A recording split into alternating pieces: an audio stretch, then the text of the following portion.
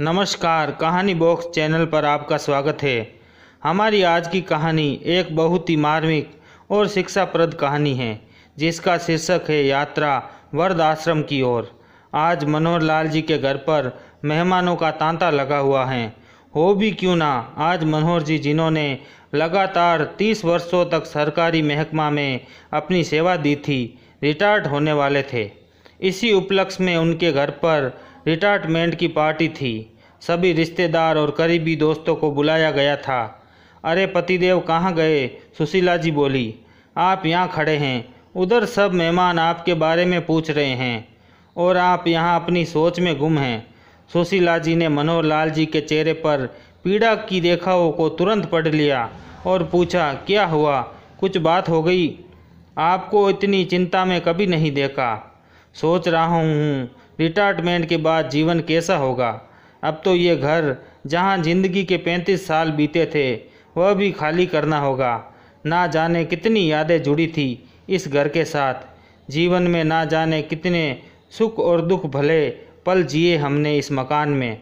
अब तो नज़र डालने पर ही मुझे पीछे दोनों के हंसते खिलखिलाते परिवारों की आवाज़ सुनाई देने लगती हैं। मनोहर लाल जी ने उदासी भरे स्वर में कहा, अरे जो होता है अच्छे के लिए ही होता है। अब बेटा बहू आपकी सेवा करेंगे और पोता पोती भी हमारा दिल लगा कर रखेंगे। दिन कैसे निकल जाएगा पता ही नहीं चलेगा, सुशीला जी बोली। मनोहर लाल जी और सुशीला जी के 2 बेटे और 1 बेटी हैं। उनका बड़ा बेटा रोहन और उसकी पत्नी मीनू हैं और दूसरा बेटा मोहन अविवाहित हैं। बेटी गीता की शादी एक संपन्न परिवार में करके सुशीला जी और मनोहर लाल जी उसकी जिम्मेदारी से मुक्त हो चुके हैं। आप पिताजी की बातें सुनकर बड़ा बेटा रोहन आया और बोला, पिताजी रिटायरमेंट में परेशान होने में क्या बात है। रिटायरमेंट के बाद आप लोग अपने बेटे बहू पोतों पोती के साथ रहना और जी चाहे जो करना। अब तो आपके ऐश करने के दिन हैं। 2 बेटे हैं आपके, यही तो इन्हें कह रही हूँ, पर यह है कि बिना सर पैर की चिंताएं लिए बैठे हैं। सुशीला जी अपने पति को समझाते हुए बोली। अभी ये सब बातें चल रही थी कि छोटा बेटा मोहन अपने माँ पिताजी के पास आया और बोला, पिताजी आज एक सरप्राइज मैं भी आपको देना चाहता हूँ आपकी रिटायरमेंट पर। हाँ तो बताओ क्या सरप्राइज है? मुझे कोई और भी अच्छी नौकरी मिल गई है क्या? नहीं पिताजी, दरअसल मुझे एक लड़की पसंद है जिससे मैं शादी करना चाहता हूँ, मोहन बोला। मनोहर लाल चौंक गए। उन्हें अपने कानों पर यकीन नहीं हो रहा था। इतने में उसकी माँ सुशीला, जो कि उसकी बात सुनकर बहुत परेशान हो गई, पूछने लगी, कौन है, कहाँ रहती है, क्या नाम है? सवालों की झड़ी लगा दी सुशीला जी ने। अरे माँ सांस तो ले लो, सब बताता हूँ। अंजू नाम है उसका, मेरे साथ पढ़ती थी। धीरे धीरे बोलचाल हुई और बोलचाल प्यार में कब बदल गई पता ही ना चला। मनोहर लाल जी बेटे की बातों से बिल्कुल ही खुश नज़र नहीं आ रहे थे। फिर भी सुशीला जी का उत्साह देखते हुए उन्होंने अपने गुस्से को काबू रखा। इतने में मोहन ने एक और तीर छोड़ा। माँ, लेकिन लड़की वालों की एक छोटी सी शर्त है। शर्त का नाम सुनकर सुशीला जी चौंक गई। शर्त? शादी करने में किस तरह की शर्त? माँ, वो दरअसल मीनू के माता पिता की शर्त ये है कि वह शादी तभी करेंगे जब मैं उनके वहाँ घर जमाई बनकर रहूँगा। सुशीला जी के पैरों तले जमीन खिसक गई। ऐसा हरगिज़ नहीं होगा। ऐसा करके वो लड़की और उसके घर वाले तुम्हें अपना गुलाम बनाकर रखना चाहते हैं। समझने की कोशिश कर बेटा, सुशीला जी अपने गुस्से को बड़ी मुश्किल से दबाते हुए बोली। नहीं माँ, ऐसा नहीं है। घर जमाई बनने में हर्जी क्या है? ये तो एक छोटी सी बात है। जब हम दोनों एक दूसरे के साथ जीवन बिताना चाहते हैं तो फिर हम एक साथ जहाँ रहे वहाँ रहे, क्या फ़र्क पड़ता है? जीवन तो हमें जीना है। इतनी बात करने की देर थी कि मनोहर लाल जी गुस्से से उठ खड़े हुए हैं। मोहन के गाल पर एक जोरदार तमाचा जड़ दिया। ये क्या छोटी सी शर्त लगती है तुझे?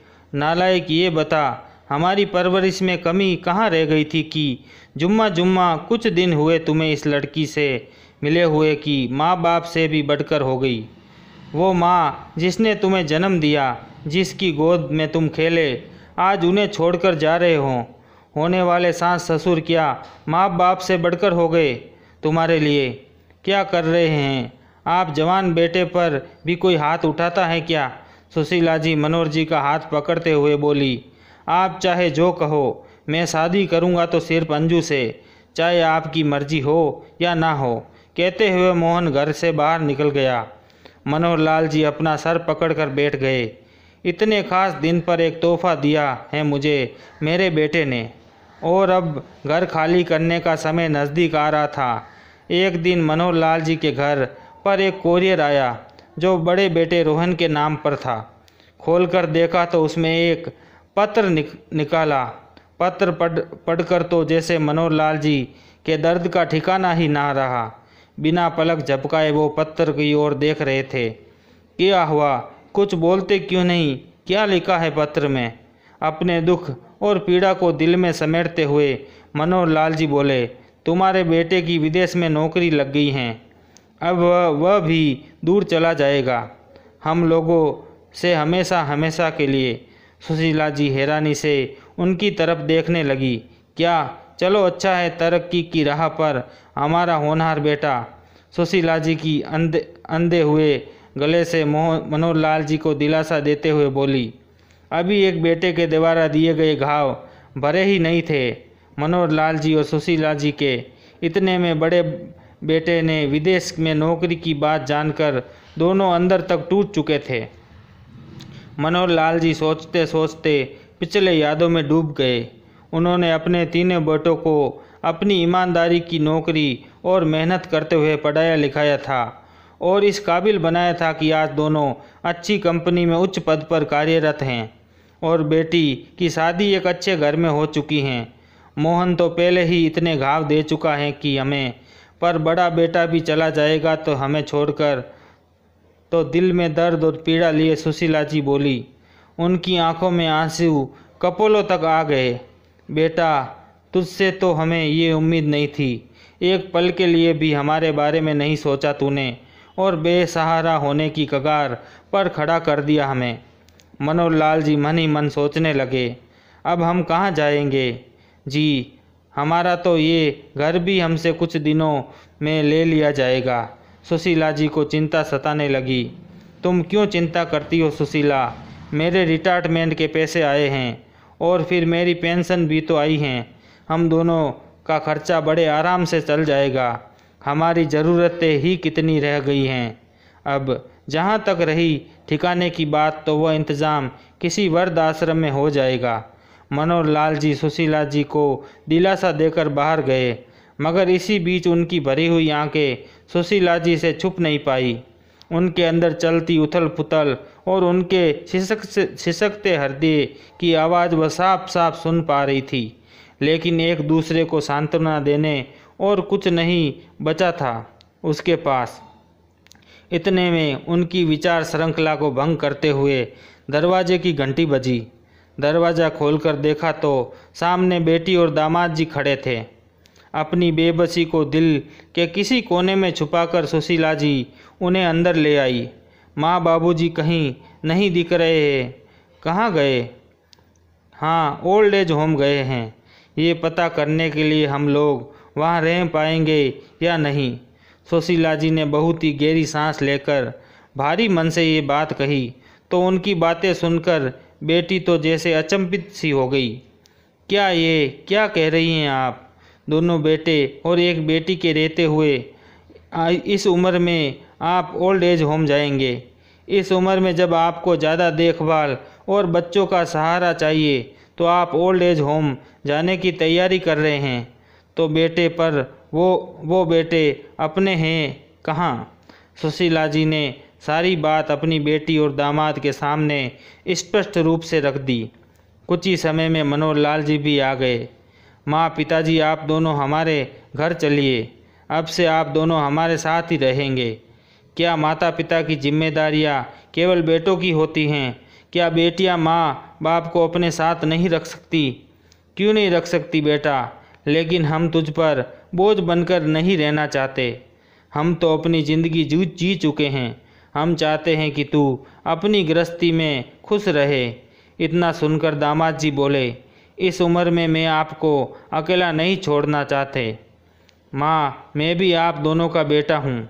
आप हमारे साथ घर चलकर रह सकते हैं, हमें खुशी होगी। सुशीला जी और मनोहर लाल जी को अपनी बेटी दामाद के विचार जानकर प्रसन्नता हुई।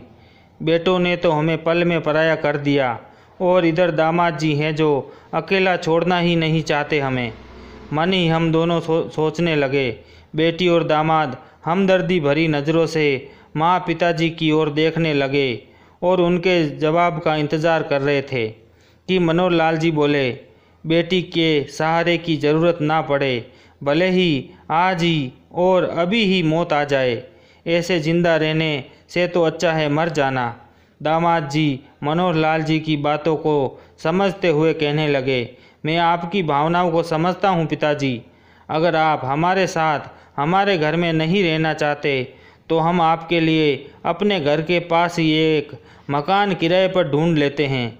यदि आप वहाँ भी रहेंगे तो हम आपका ख्याल अच्छे से रख पाएंगे और फिर गीता और बच्चों का भी दिल लगा रहेगा आपके साथ। दामाद जी, मैं आपके विचारों और भावनाओं का सम्मान करता हूँ, लेकिन मेरा आत्म स्वाभिमान मुझे ये सब करने की इजाज़त नहीं देता। इतना कहकर मनोहर लाल जी सोच विचार में डूब गए। कुछ देर बाद अपनी पत्नी से कहने लगे, सुशीला, जो फैसला लिया है मैंने अपनी बची हुई ज़िंदगी के लिए, क्या तुम मेरे फैसले में मेरा साथ दोगी? मैंने कभी आपका साथ छोड़ा है जो आज छोड़ूंगी।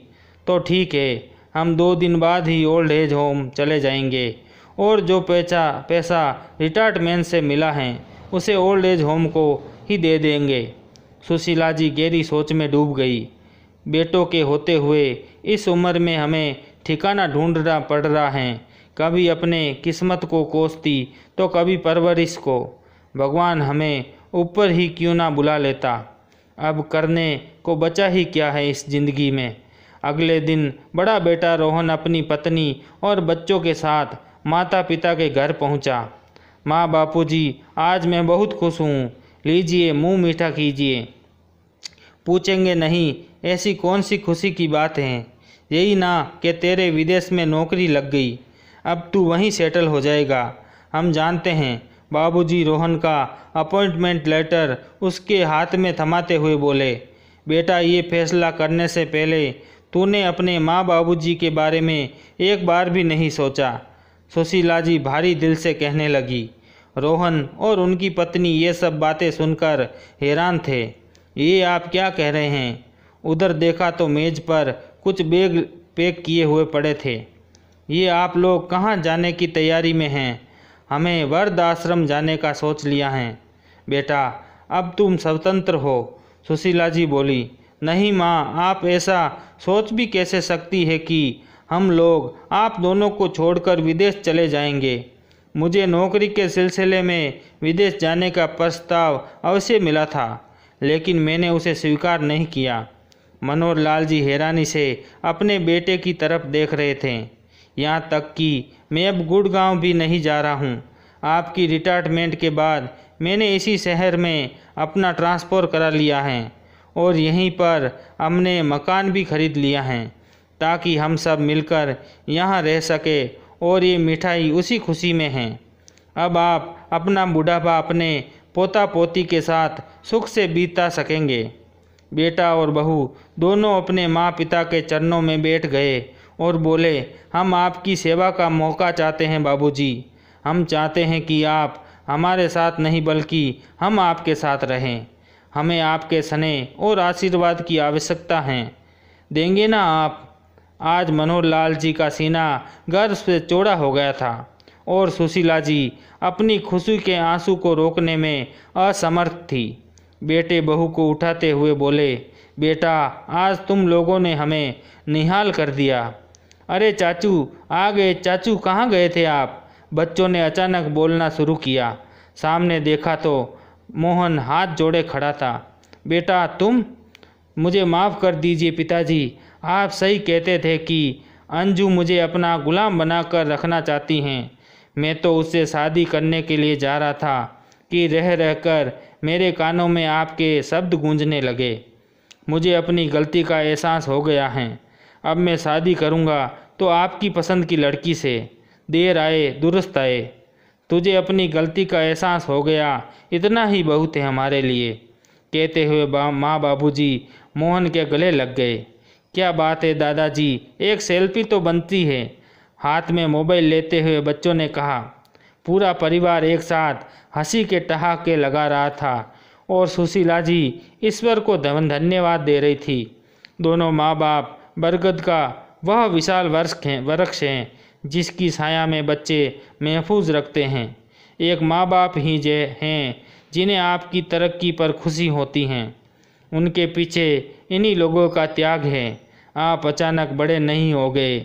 आपको बड़ा करने में आपकी माँ ने अपने जिस्म को सुखाया है। बूढ़े बाप ने कड़कती धूप में अपने शरीर को तपाया है। जिस पेड़ ने तुम्हें बचपन में इतनी छांव दी, उनके पत्ते सूखने मत दीजिए। उन्हें भी अपने स्नेह और प्यार की खाद दीजिए। अपनी मधुर वाणी और व्यवहार रूपी पानी से सींचते रहिए, क्योंकि जब छाया देने वाला वृक्ष नहीं रहता है तो आंगन में धूप आने लगती हैं। तो ये थी दिल को छू लेने वाली एक शिक्षाप्रद कहानी। आपको ये कहानी कैसी लगी लाइक और कमेंट करके ज़रूर बताएं और चैनल को सब्सक्राइब करना ना भूलें। जल्द मिलते हैं एक नई कहानी के साथ। तब तक के लिए बहुत बहुत धन्यवाद।